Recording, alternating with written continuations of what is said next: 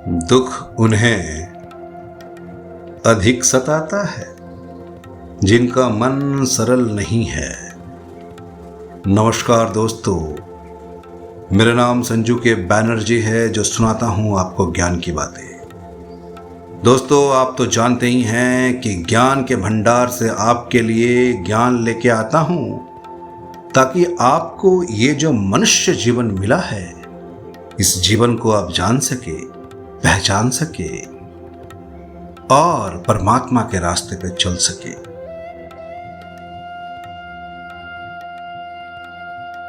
तो चलिए दोस्तों, मैं आपको फिर से लिए चलता हूं ज्ञान के पथ पे। ये पथ आपके जीवन के लिए बहुत ही मूल्यवान पथ है। मेरा तो कार्य है आपको पथ दिखाना। पथ पे चलना या ना चलना, ये आपकी जवाबदारी और आपकी जिम्मेदारी है। अगर आप इस पथ पे चलेंगे तो जीवन के आनंद को आप जान पाएंगे, और जीवन क्या है और जीवन का मूल्य क्या है, इसे पहचान पाएंगे। दुख उन्हें अधिक सताता है जिनका मन सरल नहीं है। आजकल एक तरह का दिखावटीपन का चलन तेजी से पनप रहा है। आसपास सरल और सहज स्वभाव के लोग कम दिखने लगे हैं। कुछ दिखते हैं तो सिर्फ बाहर से ही, अंदर से वैसे नहीं है। अंदर कोई गुण हो या ना हो, बाहर से खुद को गुणी दिखाने या खुद को बेहतर बताने वाले लोग बढ़ते ही जा रहे हैं। समाज में वे अपना मान बढ़ाने और बड़ाई पाने के लिए अपने आंतरिक गुणों के विपरीत अपने आप को प्रस्तुत करते हैं। अंदर और बाहर के व्यक्तित्व में तालमेल ना होने के कारण हमारे व्यक्तित्व में एक रूपता नहीं रह पाती। जेब में पैसा हो या ना हो, बहुत से लोग हैं जो सिर्फ दूसरों को दिखाने के लिए महंगे मोबाइल फोन, महंगी घड़ी आदि का इस्तेमाल करते हैं। शुरू में तो हमें ये बहुत अच्छा लगता है, पर वक्त के साथ साथ ये सब हमारे मानसिक तनाव की वजह बनने लगती है। ऐसे में या तो हम गलत तरीके से पैसा कमाने में लग जाते हैं या किसी बीमारी का शिकार हो जाते हैं। इस कुचक्र से बाहर निकलना भी मुश्किल हो जाता है। इससे बचने का सबसे अच्छा तरीका ये है कि शरीर, मन और वाणी की सरलता से व्यक्तित्व को सहज बनाया जाए। ये धीरे धीरे हमें दुनियावी और आत्मिक उन्नति के रास्ते पर आगे बढ़ाता है। सरल या सीधेपन के भाव को संस्कृत में अर्जु कहते हैं।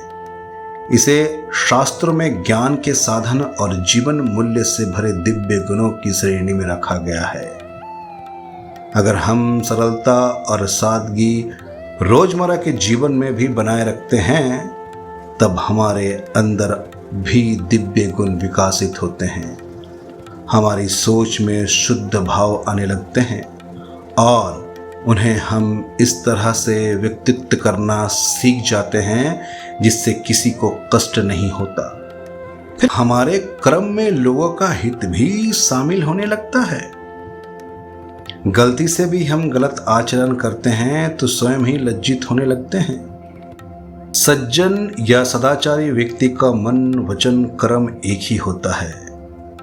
अंदर और बाहर उसका एक ही व्यक्तित्व रहता है। बुरे आचरण वाले के मन, वचन और कर्म तीनों में अलग अलग बातें होती है। वह व्यवहार में झूठ या दंभ का सहारा लेता है। उसके अंदर और बाहर एक साथ दो व्यक्तित्व रहते हैं। उनमें एक रूपता ना होने के कारण आपसी संघर्ष रहता है और वह ना चाहते हुए भी एक तनाव युक्त जीवन बिताता है। वह बाहर से खुश दिखने की कोशिश करता है, अंदर से अशांत रहता है।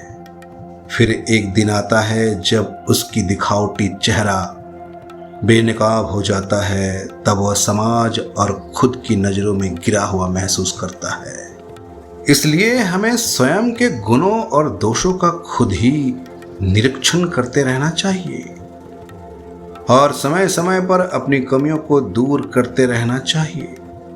अपने जीवन से दिखावटी भाव यानी दम, घमंड, अभिमान, क्रोध आदि दोषों को दूर करके मन, वाणी और शरीर की सरलता को अपनाने वाले आनंद महसूस करता है। किसी प्रकार की भी किसी को कष्ट ना देना, प्रिय और हितकारी वाणी, दूसरों के प्रति मैत्री और करुणा का भाव रखना ही दिव्य गुण है। इनके जरिए अपनी आत्मा को निर्मल बनाए रखते हुए जीवन शांति और आनंद के साथ व्यतीत करने की कोशिश हमें करती रहनी चाहिए। यही है जीवन का सार। दोस्तों, आप तो जानते ही हैं कि आपका ये जीवन कितना मूल्यवान है। आप तो जानते ही हैं कि ईश्वर हम सभी से कितना प्रेम करता है। सुबह होते ही सूरज की रोशनी पूरे जग को अंधेरा से दूर कर देती है। वायुमंडल में ऑक्सीजन की कोई कमी नहीं है, फ्री ऑफ कॉस्ट हम लेते हैं। निर्मल जल हमारे लिए है, तो फिर हमें भय कैसा, हमें डर कैसा। दोस्तों, अगर आपने अपने कर्मा को और कर्म को ईश्वर के पथ पे लेके चले गए तो याद रखिएगा, दुनिया में कोई भी ऐसा व्यक्ति नहीं है जो आपको सफल होने से रोक सकता है। आप जिस भी कार्य में हैं, जो भी कार्य कर रहे हैं, याद रखिएगा उन सभी कार्यों में आप सफल पाएंगे, क्योंकि आपने अपना पथ परमेश्वर के साथ कर लिया है और परमेश्वर का पथ ही तो सबसे उत्तम पथ है। दोस्तों, मैं अपनी वाणी को यहाँ विराम देता हूँ।